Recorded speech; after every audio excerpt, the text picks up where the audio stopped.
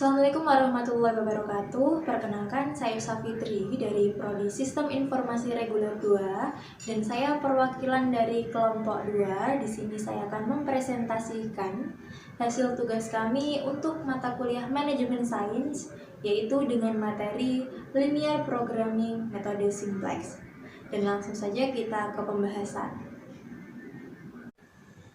Apa itu metode simplex? Metode simplex merupakan sebuah metode lanjutan dari metode grafik.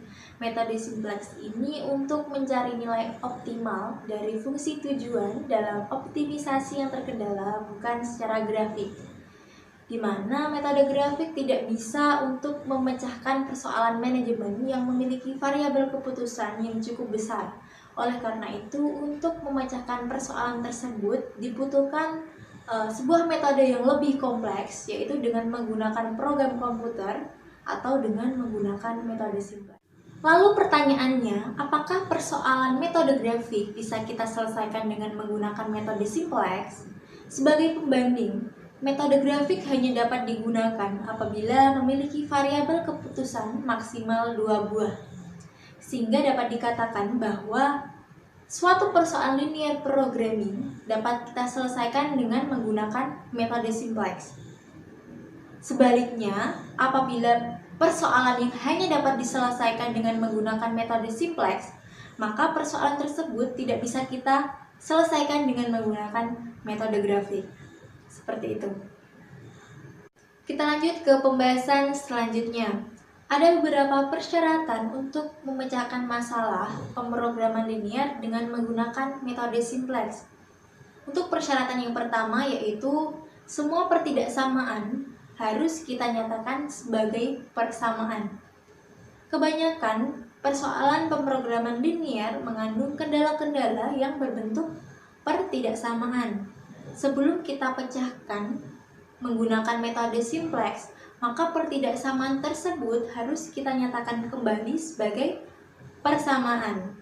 Untuk persyaratan yang kedua yaitu sisi kanan dari suatu kendala tidak boleh bernilai negatif. Apabila bernilai negatif sisi kanan dari suatu kendala tersebut, maka dapat kita kalikan dengan negatif 1 untuk mendapatkan nilai yang positif pada sisi kanan tersebut. Dan untuk persyaratan yang ketiga yaitu nilai kanan atau biasa dengan istilah NK atau RHS fungsi tujuan bernilai 0. Kemudian yang terakhir yaitu persyaratan yang keempat, semua variabel dibatasi oleh nilai-nilai non-negatif. Jadi ada 4 untuk persyaratan dalam memecahkan masalah pemrograman linear dengan menggunakan metode simplex yang harus kita perhatikan. Dan untuk selanjutnya akan saya sampaikan pemecahan masalah dengan beberapa contoh yang akan saya sampaikan. Sekarang kita masuk ke proses penyelesaian pemrograman linear dengan menggunakan metode simplex. Jadi ada beberapa langkah yang akan kita lakukan untuk melakukan penyelesaian persoalan tersebut, dan untuk bentuk matematisnya di sini yaitu maksimumkan Z sama dengan 3x1 plus 5x2.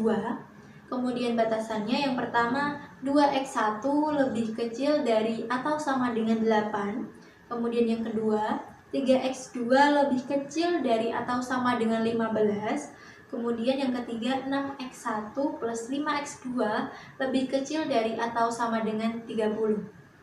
Untuk langkah yang pertama yaitu di sini mengubah fungsi tujuan dan juga batasan-batasan. Untuk fungsi tujuan di sini berubah menjadi maksimumkan Z min 3x1 min 5x2 sama dengan 0.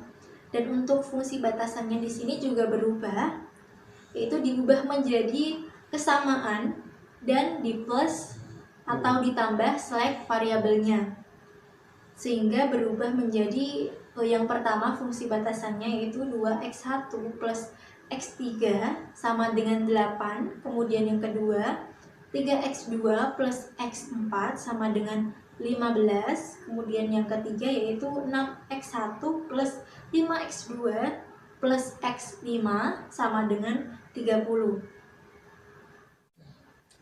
Untuk langkah kedua di sini yaitu kita menyusun persamaan-persamaan di dalam tabel. Untuk tabel simplex yang pertama akan saya tampilkan di layar. Kemudian untuk langkah ketiga di sini yaitu kita memilih kolom kunci. Jadi kolom kunci di sini adalah kolom yang merupakan dasar untuk mengubah tabel simplex. Jadi kita harus memilih kolom yang mempunyai nilai pada garis fungsi tujuan yang bernilai negatif dengan angka terbesar. Dalam hal ini kolom X2 dengan nilai pada baris persamaan tujuan negatif 5. Berilah tanda segi 4 pada kolom X2 seperti tabel yang sudah saya tampilkan. Dan di sini untuk tabel simplexnya yang kedua bisa dilihat. Nah, jika suatu tabel sudah tidak memiliki nilai negatif pada baris fungsi tujuan, berarti tabel itu tidak bisa dioptimalkan lagi, sehingga nilai tersebut akan tetap sama karena tidak bisa dioptimal kembali. Langkah keempat yaitu memilih baris kunci. Baris kunci di sini adalah baris yang merupakan dasar untuk mengubah tabel simplex dengan cara mencari indeks tiap-tiap baris dengan membagi nilai-nilai pada kolom NK dengan nilai yang sebaris pada kolom kunci. Dan untuk indeksnya di sini nilai kolom atau NK untuk baris batasan 1 besarnya indeks sama dengan 8/0. Baris batasan kedua sama dengan 15/3 sama dengan 5, dan baris batasan ketiga sama dengan 30/5 sama dengan 6. Kemudian pilihlah baris yang mempunyai indeks positif dengan angka terkecil. Dalam hal ini batasan kedua yang terpilih sebagai baris kunci. Kemudian beri tanda segi 4 pada baris kunci tersebut, dan nilai akan masuk dalam kolom kunci dan juga masuk dalam baris kunci disebut angka kunci. Kemudian untuk langkah yang kelima yaitu mengubah nilai-nilai baris kunci. Nilai baris kunci di sini adalah dengan cara membaginya dengan angka kunci seperti tabel 3 tadi yang sudah saya tampilkan. Untuk bagian bawahnya di sini adalah 0/3 sama dengan 0, 3/3 sama dengan 1, 0/3 sama dengan 0, 1/3 sama dengan 1/3, 0/3 sama dengan 0, 15/3 sama dengan 5. Dan gantilah variabel dasar pada baris itu dengan variabel yang terdapat di bagian atas kolom kunci X2. Di sini ada tampilan untuk cara mengubah nilai baris kunci. Langkah keenam yaitu mengubah nilai-nilai selain pada baris kunci. Yaitu dengan rumus di sini baris baru sama dengan baris lama dikurangi koefisien pada kolom kunci dikali nilai baru baris kunci. Untuk baris pertama Z seperti yang saya tampilkan di layar. Dan untuk baris kedua batasan 1, kemudian baris keempat batasan 3, kemudian sehingga diperoleh untuk tabel pertama nilai lama dan tabel kedua nilai baru di sini. Kemudian kita lanjut ke langkah yang ketujuh, melanjutkan perbaikan. Untuk perbaikan di sini kita bisa lakukan dengan cara yaitu mengulangi langkah-langkah perbaikan mulai langkah 3 sampai langkah ke-6 untuk memperbaiki tabel-tabel yang telah kita ubah atau kita perbaiki nilainya. Perubahan baru berhenti setelah pada baris pertama atau fungsi tujuan tidak ada yang bernilai negatif. Untuk tabelnya bisa dilihat di layar. Kemudian nilai barunya di sini untuk baris ke-1, kemudian kedua batasan 1, Dan kemudian di sini baris ketiga tidak berubah karena nilai pada kolom kunci bernilai 0. Kemudian untuk tabel simplex, hasil akhirnya atau tabel finalnya seperti di layar.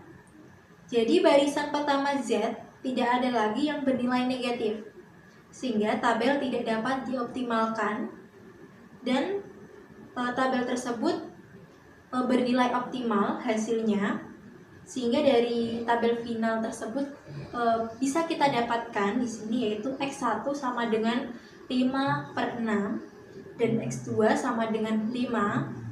Kemudian Z maksimumnya sama dengan 27/1/2. Jadi demikian sedikit informasi yang bisa saya sampaikan mengenai pemrograman linear dengan menggunakan metode simplex, dan semoga apa yang saya sampaikan bisa bermanfaat bagi kita semua. Jika ada salah kata saya mohon maaf, dan atas perhatiannya saya ucapkan terima kasih yang sebesar-besarnya. Wassalamualaikum warahmatullahi wabarakatuh.